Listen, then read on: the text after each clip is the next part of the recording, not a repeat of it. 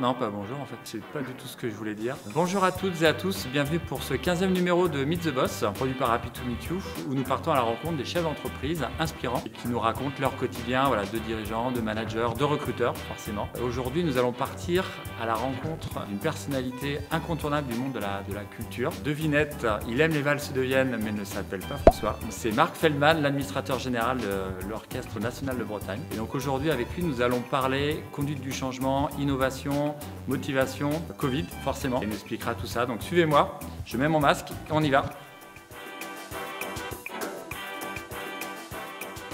Bonjour Marc. Bonjour. Merci de nous recevoir ici à l'OSB. Toujours content de recevoir du monde. C'est vrai qu'on a pensé à toi parce que c'est vraiment inspirant voilà, la façon dont tu fonctionnes, donc tu vas nous en dire un peu plus. Est-ce que tu peux peut-être déjà nous présenter quel est ton rôle au sein de l'OSB? Le rôle d'un directeur d'un orchestre n'est pas du tout le rôle de chef d'orchestre. D'accord. Il faut différencier. Si on était une équipe de football, je suis le general manager. Et le chef d'orchestre est l'entraîneur. D'accord. Donc je suis dans un rôle beaucoup plus global que le chef qui se concentre sur la musique et sur l'artistique. Donc moi, je me concentre sur le politique global artistique, les choses qu'on a envie d'accomplir, la vision artistique à long terme de l'orchestre, notre connexion avec le territoire, notre projection dans l'avenir, et aussi tout le côté administratif. J'ai une équipe administrative de 13 personnes avec moi qui s'occupe bien sûr des finances, qui s'occupe de l'RH, qui s'occupe de la communication, des partenariats.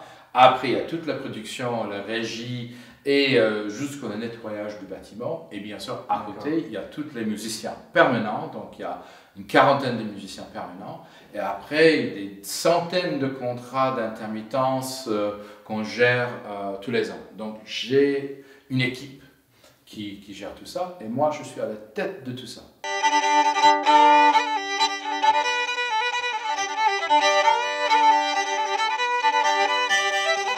Ce qui m'intéresse, c'est de savoir, parce que tu as un petit accent quand même, voilà, très joli, mais qu'est-ce qui t'a amené à venir vivre ici à Rennes? Je suis new-yorkais, donc je suis américain, donc même après tout ce temps ici, je n'ai pas perdu mon accent. Là, c'est très bien. J'ai commencé comme musicien aux États-Unis et je suis allé en France pour mes études.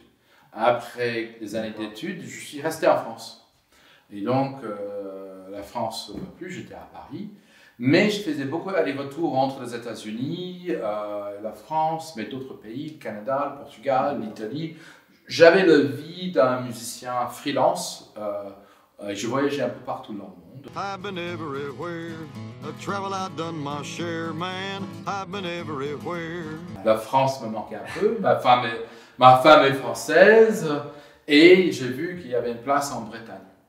Et donc j'ai postulé et j'avais un projet. La Bretagne déjà avant? Oui, j'ai déjà joué à Quimper, j'étais à Saint-Brieuc, j'étais à Rennes plusieurs fois en tant qu'intermittent et freelance en musique. Et donc je savais que la Bretagne était vraiment une région que j'aimais bien, que je connaissais mal. Et donc j'ai postulé pour l'Orchestre de Bretagne. Et apparemment, j'avais un projet qui était très différent que les projets présentés par mes collègues français. Ouais, en fait, il y a eu un processus de recrutement comme pour un directeur général. Exactement, c'est exactement la même chose. Il fallait présenter non seulement son CV, mais un projet. J'étais reçu en finale et après il fallait le défendre. Il fallait faire le show. Et voilà, il fallait faire le show. Il fallait montrer comment on allait diriger. Et justement, j'étais l'heureux gagnant de ce concours pour l'Orchestre de Bretagne à l'époque. Et justement, mon projet était sensiblement différent que d'autres projets. C'était un projet assez novateur de mémoire. Et comment est-ce qu'on arrive comme ça quand on n'est pas connu et qu'il faut impliquer les équipes et qu'il faut les emmener là où vous les emmenez, quoi? C'est difficile. Et c'est vrai qu'au début, j'avais beaucoup de mal. Parce qu'en fait, je suis américain. Donc bien sûr, il y avait aussi l'idée que mes idées étaient anglo-saxonnes. We have a friend in need, and we will not rest until he's safe in Andy's room. Now let's move out.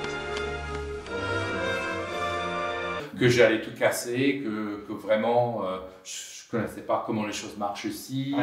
Et donc il y avait toutes les réticences de ma façon de management, mais aussi des idées par rapport à l'orchestre. Donc comment faire changer les choses? J'ai commencé à rencontrer des réticences à l'intérieur de l'orchestre. La première chose que j'ai fait avec certaines personnes, c'est que, la première chose, c'est que j'ai gardé toujours l'optimisme. Et donc l'idée, c'est de dire, de faire adhérer un certain nombre de personnes à l'orchestre et dans l'administration à l'idée de changement qu'on allait opérer. Et par le côté positif, par le côté optimiste, on allait submerger ceux qui ne voulaient pas bouger. Ça a pris du temps, mais on l'a fait. Quand j'ai vu à l'intérieur qu'il y avait quelques difficultés, je me suis dit, il faut changer l'extérieur. Do not panic! We are trained professionals! Now stay calm, we are going around the leaf. C'est-à-dire qu'à l'intérieur de, si je peux l'appeler l'entreprise, mais en fait c'est une association, à l'intérieur de l'association, il y avait des réticences. La vision de l'orchestre, qui pourrait être l'équivalent de notre produit, qu'on avait changé, qu'on était en train de changer, on était en train de produire autre style de concert, on était beaucoup plus proche du territoire, on était moins tour d'ivoire, qui n'évolue pas. Donc à un moment donné, quand j'étais confronté à une difficulté de changement intérieur, j'ai dit, on va changer les choses de l'extérieur. C'est le retour qu'on va avoir par rapport à ce qu'on crée qui va donner l'enthousiasme à l'intérieur. Ça a pris du temps, mais je peux dire aujourd'hui qu'on n'est pas le même orchestre qu'il y a 9 ans. Pas du tout. On a vraiment changé. Et justement, tu parlais tout à l'heure de vision. Toi, tu avais ça dans ta tête, tu avais la vision. Comment est-ce qu'après, tu déclines ça auprès de tes équipes, auprès des musiciens? Comment est-ce que tu leur as fait partager ça? Je crois que la chose qui a vraiment fait basculer les musiciens et l'employé de l'orchestre, c'est quand ils ont vu le public debout. Une fois que l'orchestre était sur scène et il y avait 6000 personnes qui dansaient avec nous, l'énergie était complètement différente. Et là, les musiciens ont dit « Ah, voilà la vision de Marc ». Je peux dire que si ça n'y avait pas de succès, je crois que je ne serais plus là.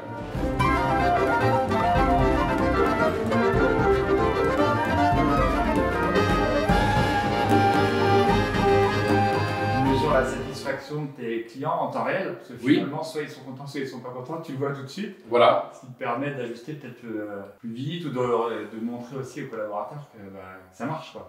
Et donc, il y a une autre chose qui est importante dans la réussite du changement, c'est qu'il faut impulser le changement, qui est parfois difficile. Mais le moment que le changement commence à prendre, le moment qu'il y a des gens qui commencent à adhérer à ce changement, c'est le moment qu'on doit laisser la chose et dire « et vos idées ». Exactly.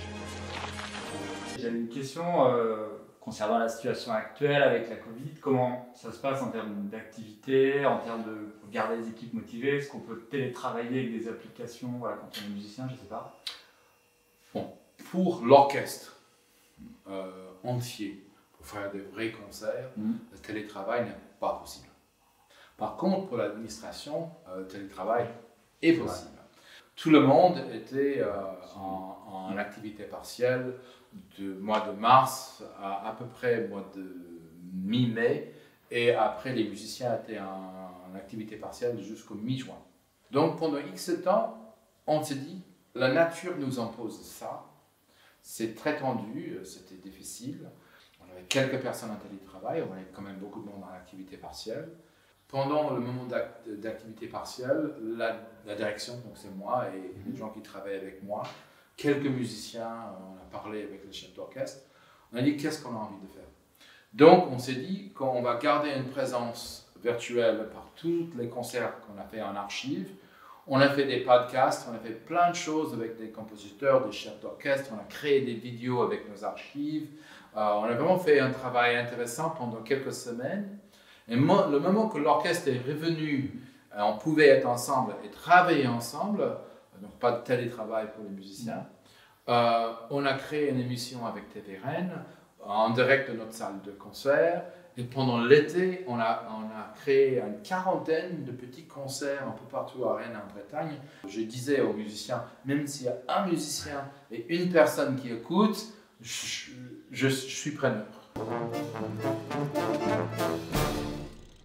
Mais ce qui est important, c'est de ne pas s'engouffrer tout de suite dans une direction ou d'une autre en disant « Oh mon Dieu, on est fermé, c'est la crise sanitaire. » Donc, l'orchestre de Rotterdam a fait une mosaïque avec 90 musiciens, donc nous, on va préparer. Pour nous, c'était réfléchissant, qu'est-ce qu'on peut faire dans notre vision qui est un peu à part, avec la créativité qu'on a su faire depuis des années, et comment garder un peu notre différence. Donc, au lieu de s'affoler, on a pris le temps pour réfléchir. L'opportunité de ce moment-là était de repenser notre métier, de constamment repenser. Et c'est rare que le rouleau compresseur de cette entreprise, 147 concerts en 2019, C'est fou. 147 concerts en 2019, j'ai vu le chiffre, non, c'est pas possible.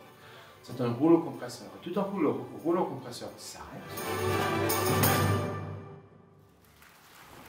On s'est dit, mais c'est une chance de repenser les choses. Les prochaines étapes que tu vois pour l'orchestre? Il y a deux choses. Les prochaines étapes, on est nouvellement orchestre national. On a été labellisé par le ministre, l'ex-ministre de la Culture il y a quelques mois. Et on a été labellisé justement pour l'innovation et notre travail.